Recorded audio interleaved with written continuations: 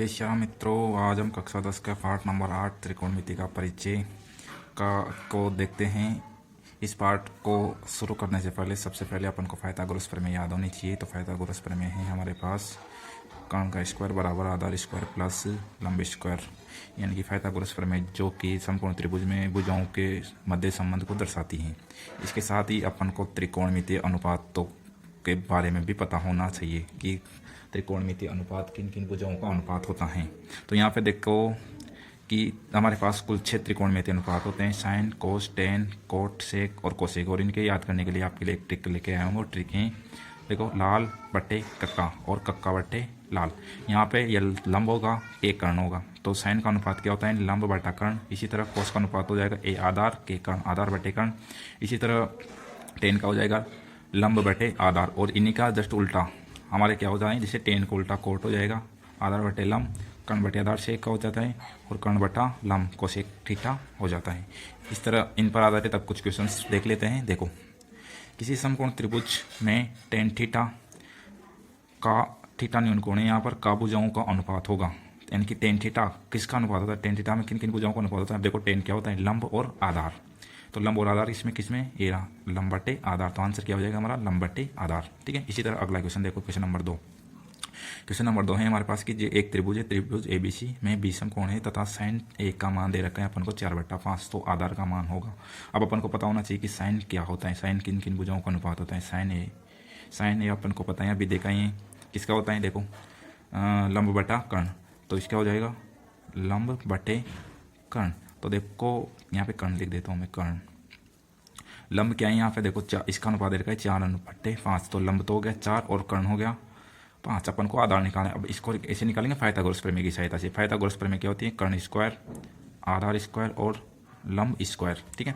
अब अपन को यहाँ पे देखो, कर्ण का स्क्वायर तो दे रखा है अपन को 5 का स्क्वायर, आधार का ज्ञात करना है आधार स्क्वायर, और लंब का दे रखा है 4 का स्क्वायर। ठीक है। तो देखो, यहाँ पे 5 का स्क्वायर 25 और 4 का स्क्वायर ला दे, माइनस हो जाएगा 16।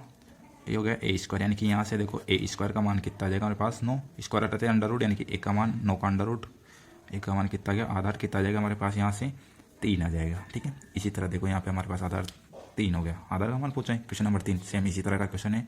यहाँ पे अपन से पूछा गया है कि त्रिभुज एबीसी में विषम कोण है और कोस ए का मान दिया हुआ है। यहाँ पे अपन को कोस ए का, अब कोस का अनुपात क्या होता है? देखो, कोस का अनुपात होता है हमारे पास आधार बटे कर्ण। अब आधार तो देखना है 3/5। देखो, और यहाँ पर अपन को ज्ञात करना है साइन ए। अब साइन ए होता है लंब बटे कर्ण। तो यहाँ पे कर्ण तो दिया हुआ है, यानी कि बट्टे में 5 तो आएगा हमारे पास। और देखो, यहाँ पे ऑप्शन भी देख लेना है आप लोगों को, क्योंकि कर्ण 5 आएगा। अब यहाँ पे देखो, बट्टे में 5 ओनली एक ही जगह पर है। तो इस तरह पर आंसर क्या हो जाएगा?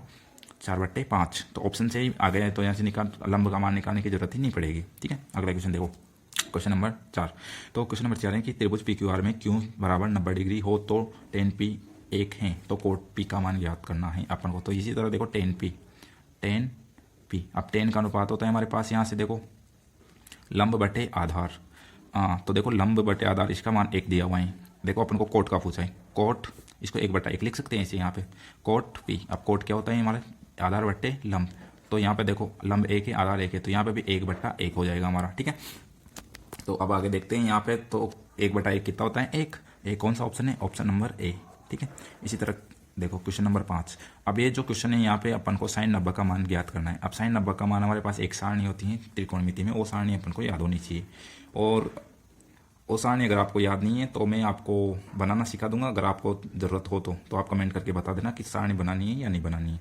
तो यहाँ से इनका तो मान अपन डायरेक्ट सारणी से देख के याद करना पड़ेगा वो। तो साइन 90 का मान यहाँ से कितना होता है हमारे पास? 1 होता है साइन 90 का मान। इसी तरह क्वेश्चन नंबर 6 भी देखो, cos theta plus sine theta. Theta यहाँ पे थीटा की जगह पर 0 डिग्री है, यानी कि कोस 0 और साइन 0 का मान होगा। अब उनको कोस 0 का मान सारणी से पता होना चाहिए। कोस 0 का मान 1 होता है हमारे पास, और साइन 0 का मान 0 होता है। दोनों को जोड़ेंगे तो आंसर कितना आएगा? 1। यानी कि यहाँ पे आंसर कितना हो जाएगा हमारे पास? 1 आंसर हो जाएगा। ठीक है। इसलिए कुछ महत्वपूर्ण क्वेश्चन थे जो आपके लिए यहाँ पे मैंने हल किए हैं। उम्मीद करता हूँ आपको वीडियो पसंद आया होगा। धन्यवाद।